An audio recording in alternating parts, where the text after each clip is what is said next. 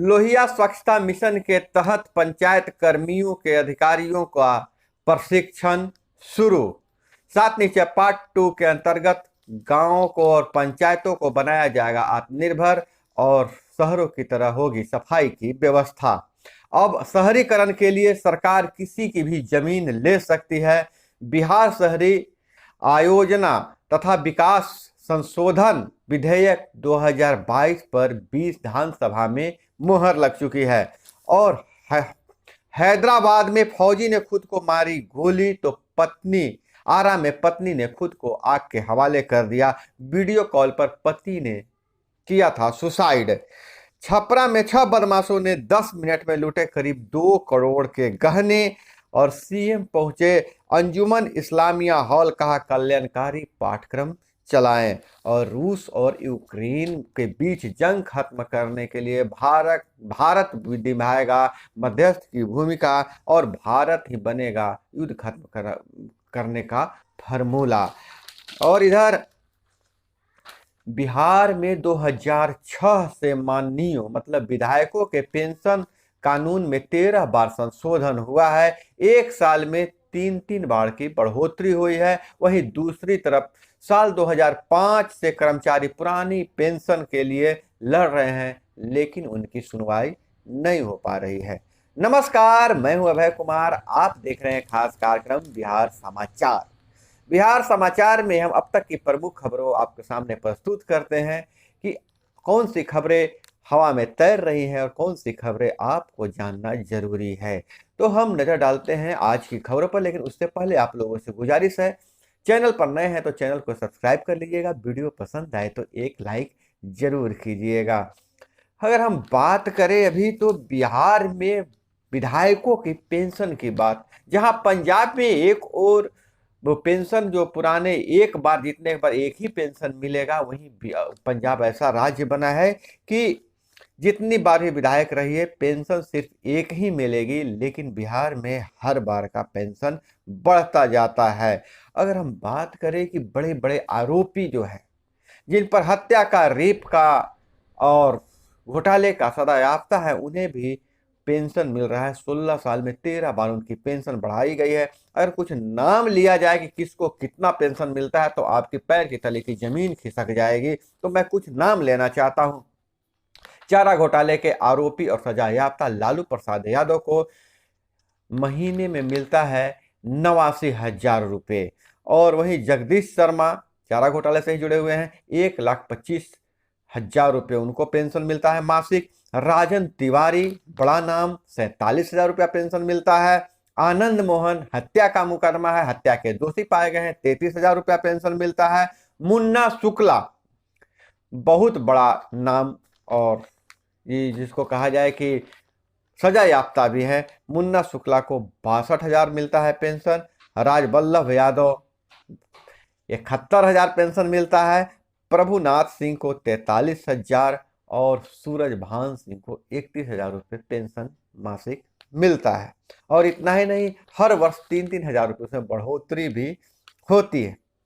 तो यह थी पेंशन नीति की विसंगतियां हैं। जो आम आदमी जो मेहनत करता है, चाहे जो जॉब करता है, नौकरी करता है, उसकी पेंशन नीति बाजार के हवाले कर दिया गया है। जबकि पहले अंतिम जो सैलरी होती थी उसका 50% पेंशन 50% पेंशन देने की बात की जाती थी, लेकिन अब वह बाजार के हवाले है, उसमें उतार चढ़ाव होते रहता है। इसलिए कर्मचारी पुरानी पेंशन नीति को लागू करने के लिए लगातार आंदोलन कर रहे हैं।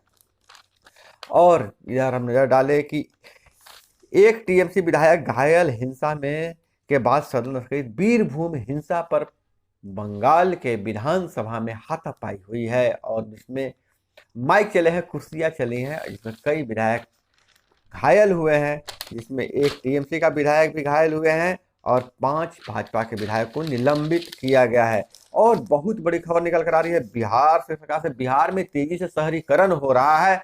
अब शहरीकरण के लिए जमीन की आवश्यकता होगी तो सरकार किसी की भी जमीन ले सकती है। यह विधेयक पारित हो गया है। बिहार शहरी आयोजना तथा विकास संशोधन विधेयक 2022 पर विधानसभा की मोहर लग चुकी है।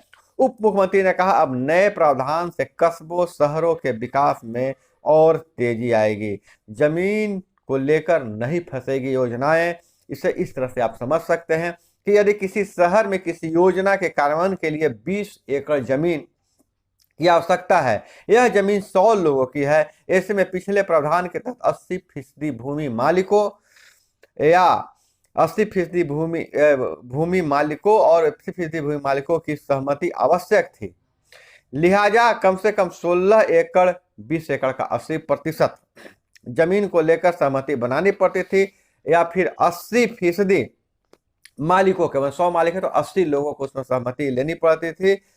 कि जो अब ऐसा नहीं है, सरकार उस जमीन को अधिग्रहण सहजता से बगैर किसी की बाध्यता के कर सकती है। तो आप समझ गए होंगे जो नई जो भूमि शहरी विकास के लिए भूमि लेने की जो बात कही जा रही है उसकी नियम क्या बनाए गए हैं। कृषि विश्वविद्यालय में वीसी नियुक्ति में सरकार की सहमति अनिवार्य। अब छोटे व्यापारी साल में एक बार दायर कर सकेंगे रिटर्न। और सदन में अमर्यादित आचरण पर राजद एमएलसी एक दिन के लिए सस्पेंड हो गए हैं। विधान परिषद में सोमवार को राजद सदस्य सुनील कुमार सिंह द्वारा मुख्यमंत्री नीतीश कुमार से जुड़ी एक तस्वीर दिखाने और कविता पाठ करने पर उन्हें एक दिन के लिए निलंबित कर दिया गया है, सस्पेंड कर दिया गया है। और अगर हम बात करें अन्य खबरों पर, तो इधर कॉलेजों में क्रेडिट सिस्टम अब लागू नहीं हुआ है। एनईपी में यह अनिवार्य शर्त पुरानी कवायदतें शुरू है। 2015 से चल रही है स्नातक स्तर पर सीबीसीएस लागू करने की तैयारी। बीरभूम हिंसा पर सदन में भिड़े विधायक, भाजपा और 5 निलंबित। आपको पहले ही बता देंगे। पेट्रोल और डीजल 7 दिन में छठी बार और महंगा हुआ है। 5 रुपए तक बढ़ी है कीमतें। लोकसभा में दंड प्रक्रिया पहचान विधेयक 2022 पेश। अपराधियों का रिकॉर्ड रखने की अनुमति का बिल पेश। एक जगह होगी पूरी कुंडली, अपराधियों की पूरी कुंडली होगी। पहले हर थाने से मंगवाना पड़ता था।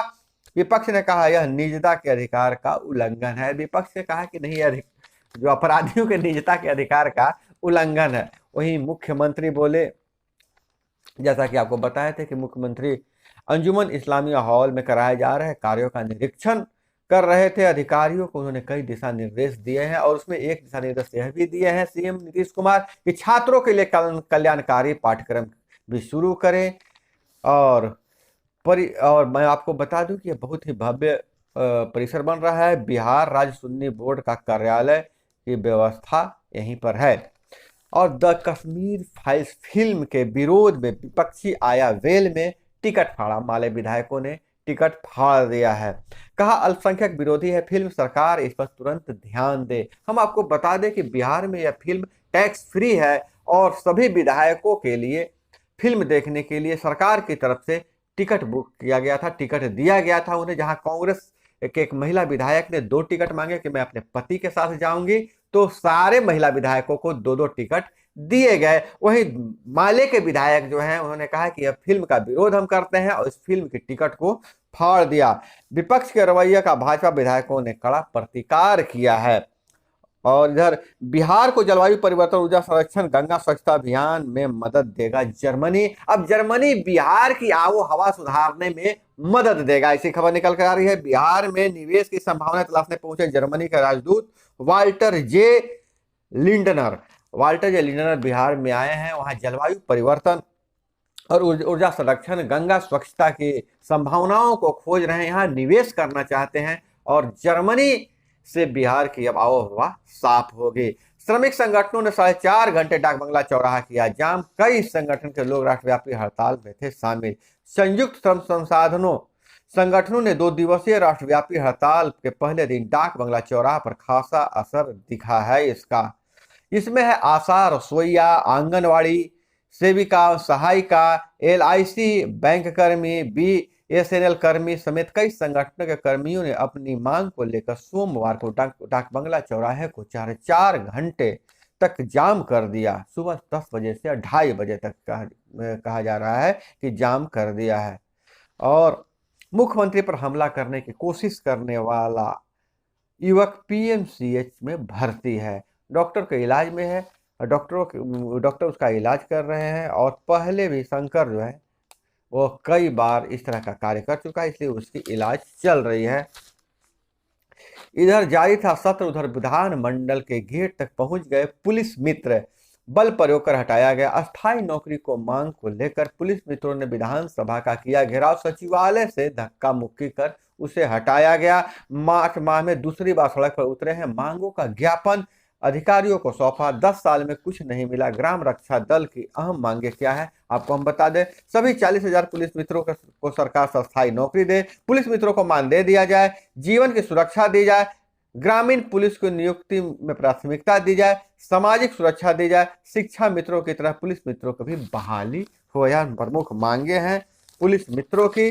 अब इधर हम बात करते हैं तो समस्तीपुर के चकहाजी गांव में सोलर ट्यूबवेल में से कम खर्च में हो रही अच्छी पैदावार, बढ़ी किसानों की आय, गर्मी में भी पानी की कमी नहीं। बिहार में यह पहला जिला और पहला गांव है जहां सोलर पंप योजना की पायलट प्रोजेक्ट के तहत 2 वर्षों पहले शुरुआत की गई थी। लागत कम करने के लिए शुरू की गई थी योजना। गांव के 6 किसानों को दिया गया था सोलर पंप और इस सोलर पंप के जरिए अच्छी पैदावार भी हुई है, किसानों की आय भी बढ़ी है, अब गर्मी में भी पानी की किल्लत नहीं हो रही है। तो यह पायलट प्रोजेक्ट था, धीरे धीरे अन्य जिलों में भी यह प्रोजेक्ट को लागू किया जाएगा। इससे सिंचाई के साथ पर्यावरण संरक्षण की भी गुंजाइश है।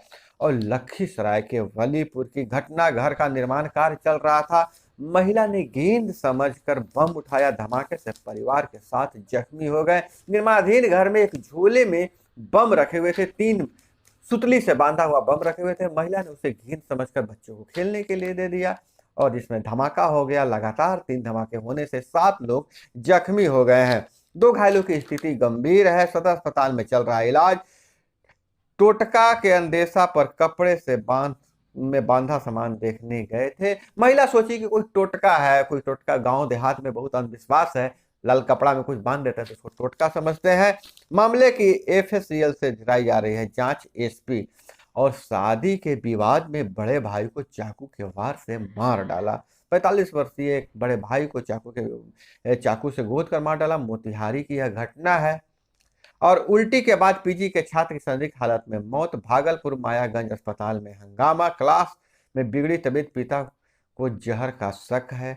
एक छात्र भागलपुर में पीजी का छात्र था और उसे क्लासरूम में ही तबीयत खराब हुई, उल्टी हुई, उसके बाद उसे संदिग्ध हालत में मौत हो गई है। और वापसी की राह, कश्मीर फाइल्स फिल्म अभी बहुत ज्यादा चर्चा में है, लेकिन कश्मीरी पंडितों का क्या है उसकी हाल देख लेते हैं। तो विस्थापित कश्मीरियों को बसाने के लिए केंद्र सरकार की कवायद, घाटी में कश्मीरी पंडितों के लिए फ्लैट बन रहे हैं। अब तक 6,000 में से 1,500 तैयार हो गए हैं। और जेलेंस्की बोले वार्ता के लिए तैयार है। मारियोपोल में रूसी हमला तेज। और अगर हम बात करें आय से अधिक संपत्ति मामले में बंधु तिर्की को 3 वर्ष की कैद की सजा।